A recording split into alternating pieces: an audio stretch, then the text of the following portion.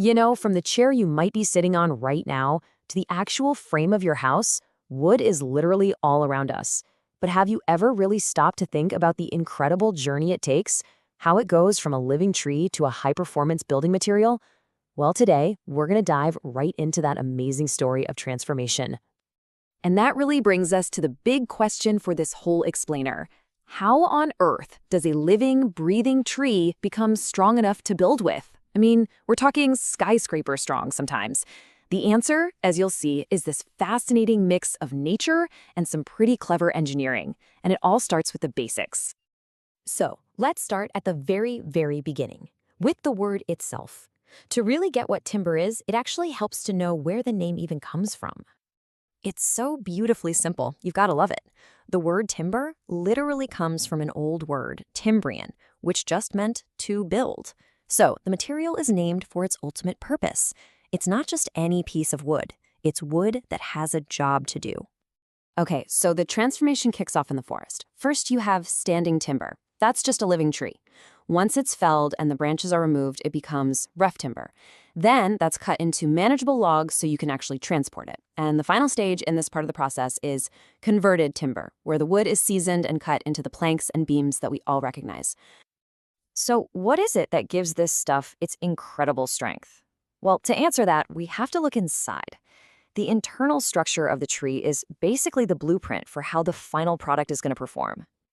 Right at the center of the tree, you've got the dark, really dense heartwood. That's what provides all the structural strength. Surrounding that is the lighter sapwood, which is responsible for moving water up and down the tree.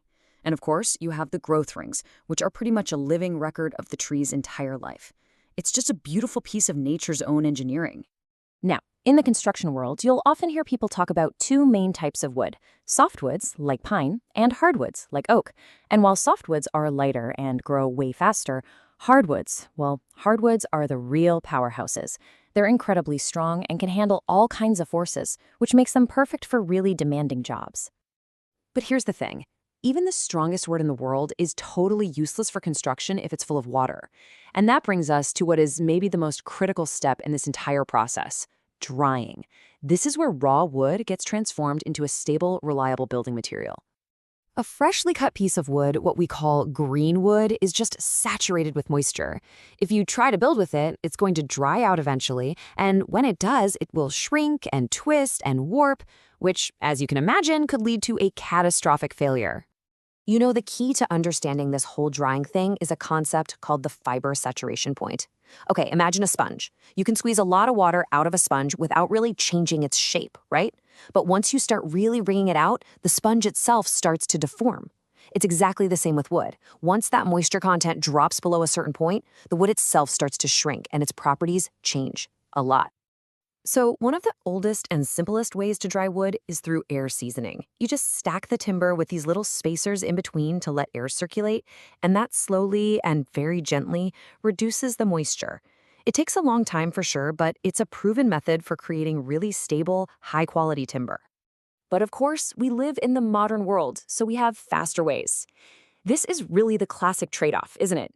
Natural seasoning is cheap and simple, but it's slow, and you don't have much control. On the other hand, artificial methods, like kiln drying, are fast, they're precise, they reduce defects, they come with a much higher price tag. Now, even after you've seasoned it perfectly, you have to remember that wood is still a natural product. It comes with a whole history written right into its grain, and that history can include what engineers call defects. And this quote just hits the nail on the head. Warping happens because wood isn't uniform. Different parts dry out and shrink at different rates, and this kind of internal tug-of-war is what causes the timber to bend and twist out of its nice, straight shape. And here are two classic examples you'll see. A bow is a curve along the length of the board, kind of like a banana. A cup, on the other hand, curves across the width, making it look like a shallow bowl or a trough. Knowing these helps engineers pick exactly the right piece for the right job. Another common defect you'll run into is something called shakes, which are basically cracks that formed while the tree was still growing. These can be caused by all sorts of things, from extreme weather to just the natural shrinkage of the tree's core over time. And of course, there are knots. We've all seen them. They're just the remnants of branches that got swallowed up as the tree grew wider. And while they can look beautiful, they can also be a really serious weak point, especially if they're located on the part of a beam that's being stretched under a heavy load. So to protect the finished timber from all the things that want to eat it, like pests and decay, we use preservatives. Honestly, you can just think of it as armor for the wood. Treatments like specialized paints and oils create this protective barrier that can extend the life of the wood for decades. Okay, so our wood has been selected, it's been dried, and it's been protected. Now it's time for the final test. What are the actual mechanical properties that make it so incredibly strong and reliable in construction? So when you put a load on a beam, it's not just being pushed down. It's actually doing two things at once. The top of the beam is being squeezed. That's called compression, while the bottom of the beam is being stretched or put under tension. Understanding this basic principle is absolutely key to designing strong, stable buildings. And here is one of wood's most amazing properties, its incredible tensile strength. Get this, it's about 3 times stronger when you're pulling it apart than it is when you're squeezing it.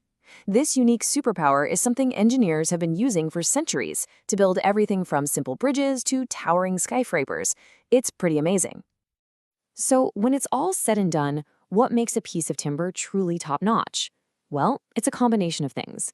It should be free from major defects, have a nice uniform texture, and a dense, close grain. But really, above all, it's about strength. These are the hallmarks of quality that engineers and builders are always looking for.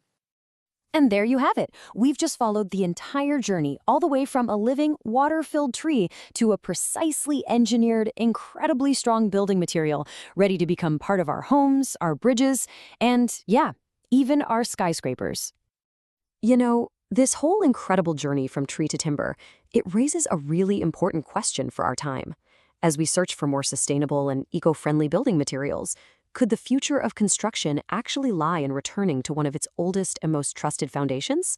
It's definitely something